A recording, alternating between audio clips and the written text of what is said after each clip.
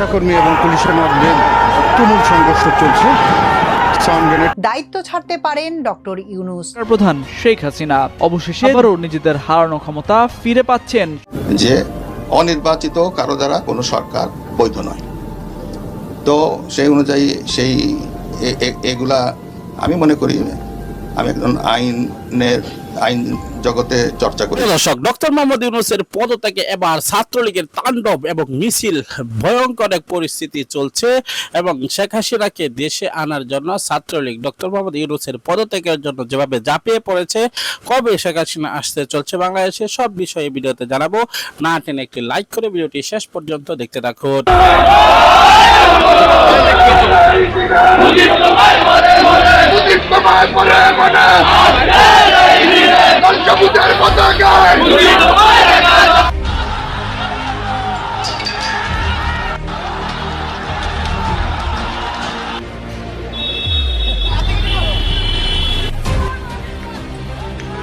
নেতাকর্মী এবং পুলিশের মধ্যে তুমুল সংঘর্ষ চলছে। Sound grenade, tear shell, rubber ছড়া গুলি সব কিছু ব্যবহার করছে পুলিশ।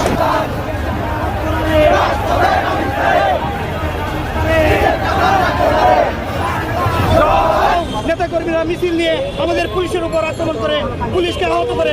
15 আগস্ট বঙ্গবন্ধুর শাহাদাত বার্ষিকীতে পুলিশের বাধা। ধানমন্ডি 32-এ পুলিশের সঙ্গে চলছে আওয়ামী লীগ ও ছাত্রলীগের ত্রিমুখী সংঘর্ষ। রাত থেকেই ধানমন্ডি 32 ব্যারিকেড দিয়ে রেখেছিল ইউনূস প্রশাসন, এতেও কাজ হয়নি। সকালে ধানমন্ডির উদ্দেশ্যে আওয়ামী লীগ ও ছাত্রলীগের নেতা কর্মীরা মিছিল নিয়ে বের হলে পুলিশের বাধার মুখে পড়েন তারা। এক পর্যায়ে পুলিশের সাথে চলে আওয়ামী লীগ ও ছাত্রলীগের ত্রিমুখী সংঘর্ষ।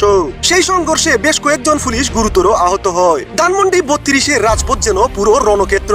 নেতা কর্মীদের জয় বাংলা স্লোগানে মুখর রাজপথ। ধানমন্ডির রাজপথ আওয়ামী লীগ ও ছাত্রলীগ নেতা কর্মীদের দখলে। এবার হয় এসপার নয় অসপার।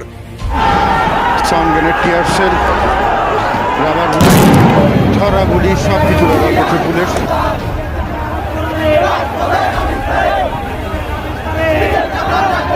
সবাইকে স্বাগত জানাচ্ছি আমার দেশ টপ নিউজে।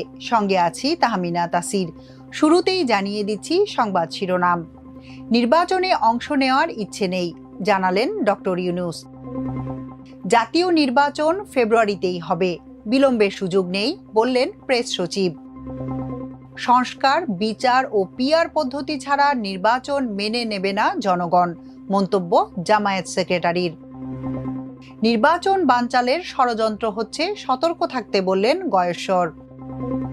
দায়িত্ব ছাড়তে পারেন ডক্টর ইউনূস, ব্যারিস্টার ফুয়াদের শঙ্কা। শেখ মুজিব জাতির পিতা নয়, নাহিদ ইসলাম।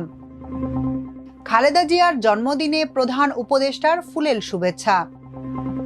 কলিজা খুলে ফেলার হুমকির পর বিএনপির সাবেক এমপিকে শোকজ। জ্যেষ্ঠ সেনা কর্মকর্তার বিরুদ্ধে অভিযোগ, তদন্ত বোর্ড গঠন। শতাব্দী সেরা টেস্ট সিরিজের তালিকায় বাংলাদেশ। এবার বিস্তারিত।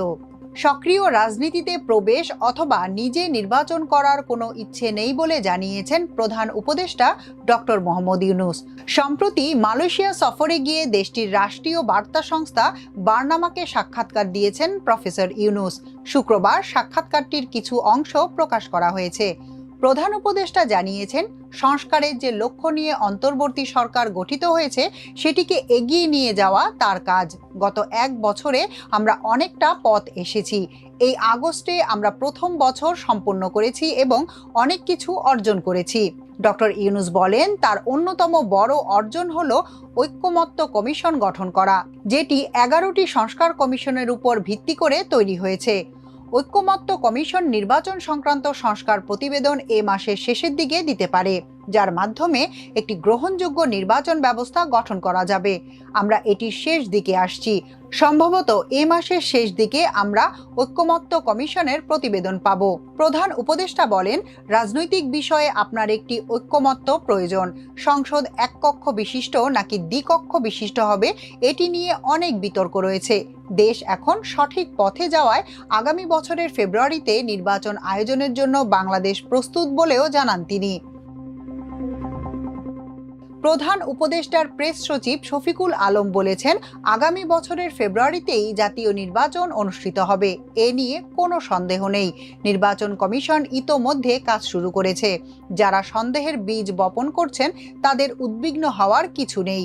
প্রধান উপদেষ্টা যেটা বলেছেন সেই অনুযায়ী নির্বাচন হবে। শুক্রবার দুপুরে মাগুরা শহরে জুলাই গণ অভ্যুত্থানের শহীদ স্মৃতিস্তম্ভ পরিদর্শন এবং জেলা ছাত্রদল নেতা শহীদ মেহেদী হাসান রাব্বির কবর জিয়ারত শেষে শফিকুল আলম সাংবাদিকদের একথা বলেন। তিনি বলেন, নির্বাচনের জন্য পুরো জাতি প্রস্তুত। নির্বাচনের সঙ্গে সংশ্লিষ্ট সব প্রতিষ্ঠানও এরই মধ্যে কাজ শুরু করেছে। এই বর্ষার মৌসুম শেষ হলেই পাড়া মহল্লায় নির্বাচনের হাওয়া লেগে যাবে। নির্বাচনের যে মহোৎসব সেটা আপনারা দেখতে পাবেন। যারা নির্বাচনে অংশ নেবেন তারা মানুষের কাছে যাবেন, মানুষ তাদের সঙ্গে কথা বলবেন। তখন সত্যিকার অর্থে একটা নির্বাচনের আমেজ মানুষের মাঝে তৈরি হবে। তখন সব সন্দেহ দূর হয়ে যাবে। নির্বাচন ফেব্রুয়ারিতেই হবে এবং রোজার আগেই হবে। সংস্কারের বিষয়ে প্রেস সচিব বলেন, জুলাই চার্টার নিয়ে রাজনৈতিক দলগুলোর সঙ্গে কথা বলে সমঝোতার ভিত্তিতে কাজ চলছে। সংস্কার কাজ অব্যাহত আছে ও সংস্কার কাজ দ্রুত গতিতে এগিয়ে যাচ্ছে, সেটা দৃশ্যমান।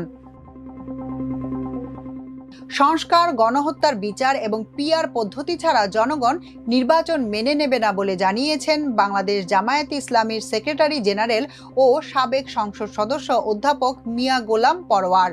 শুক্রবার বিকেলে খুলনা জেলার ফুলতলা উপজেলার দামোদর ইউনিয়নের 1 ও 2 নম্বর ওয়ার্ড জামায়াতের উদ্যোগে পৃথক ভোটার সমাবেশে প্রধান অতিথির বক্তব্যে তিনি একথা জানান। মিয়া গোলাম পরোয়ার বলেন, শেখ হাসিনার শাসনামল ছিল গুম, খুন, হত্যা, জুলুম, নির্যাতন আর রাহাজানি ধর্ষণের শাসনামল। এ সময় বিরোধী দলের লোকজনকে তাদের রাজনৈতিক অধিকার, গণতান্ত্রিক অধিকার পালন সহ কোনো ধরনের কথা বলার সুযোগ দেওয়া হয়নি। এমনকি সামাজিক যোগাযোগ মাধ্যমেও কেউ তাদের মত প্রকাশ করতে পারেনি। আপনারা দেখেছেন বুয়েটের মেধাবী ছাত্র আবরার ফাহাদকে তার ফেসবুক আইডিতে পাশের একটি দেশের আধিপত্য বিরোধী পোস্টের কারণেই পিটিয়ে হত্যা করা হয়েছিল। শুধু আবরার ফাহাদই নয়, এরকম শত শত বিরোধী দলের রাজনৈতিক কর্মীদের হত্যা করেছে ওই খুনি হাসিনা ও তার হেলমেট বাহিনী। তিনি বলেন, আমাকে গত 15 বছরের প্রায় 7.5 বছরই বিনা কারণে বিনা দোষে গ্রেফতার করে জেলে রাখার নামে আমার উপর অমানসিক। প্রিয় দর্শক, সম্পূর্ণ ভিডিওটি দেখলেন, বুঝতে পেরেছেন ভিডিওটি গুরুত্বপূর্ণ। শেখ হাসিনা দেশে আসবে আর ইতিমধ্যে ছাত্রলীগ যে তাণ্ডব শুরু করে দিয়েছে রীতিমতো সকলকে অবাক করে দিয়েছে। আমরাও রীতিমতো অবাক হয়েছি। এবার হঠাৎ করে ছাত্রলীগ অ্যাকশনে নেমে পড়ার কারণ কি? নিশ্চয়ই কোনো একটি নির্দেশনা পেয়েছে ভারত থেকে। শেখ হাসিনার নির্দেশে কিন্তু ইতিমধ্যে একটি আত্মগোপনে আছে সকল দল, কিন্তু সেই আত্মগোপন বেশি দিন থাকবে না। অচিরেই তারা আবার ঝাঁপিয়ে পড়বে আন্দোলন এবং মাঠে। রীতিমতো সব বিষয় আমরা পর্যবেক্ষণ করছি। অবশ্যই আমরা চাই পরবর্তীতে সকল বিষয় আপনাদের কাছে তথ্য তুলে ধরবো। তাই লাইক করে ভিডিওটি শেয়ার করে অবশ্যই সাবস্ক্রাইব করে পাশে থাকুন।